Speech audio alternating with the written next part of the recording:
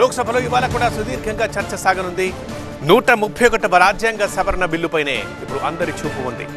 సుదీర్ఘమైన చర్చ తర్వాత ఈ సాయంత్రం 4 గంటలకు ఓటింగ్ ఉండబోతోంది.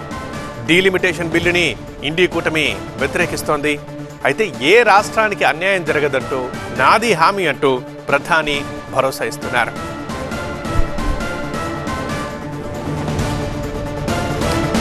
రైట్, పార్లమెంటులో ఇప్పుడు దేశానికి సంబంధించి బిగ్ డేస్ అని చెప్పొచ్చు ఇవాళ నిన్నటి నుంచి. ఎందుకంటే 3 కీలక బిల్లులపై ఉత్కంఠ కొనసాగుతోంది. నిన్న సుదీర్ఘంగా చర్చ జరిగింది.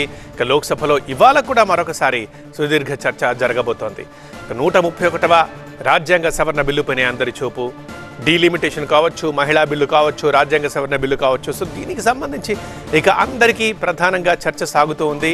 ఇది పార్లమెంట్లో చర్చ, నాయకుల మధ్య, దేశవ్యాప్తంగా ప్రజల మధ్య కూడా చర్చ నెలకొని ఉంది ఏం జరుగుతుంది అని. సుదీర్ఘ చర్చ తర్వాత ఇవాళైతే సాయంత్రం 4 గంటలకి ఓటింగ్ ఉండబోతోంది. ఇటు డీలిమిటేషన్ బిల్లుని మాత్రం వ్యతిరేకిస్తోంది ఇండి కూటమి. ప్రధానంగా కొన్ని రాష్ట్రాలకు అన్యాయం జరుగుతుంది అన్నట్టు వారి వాదన.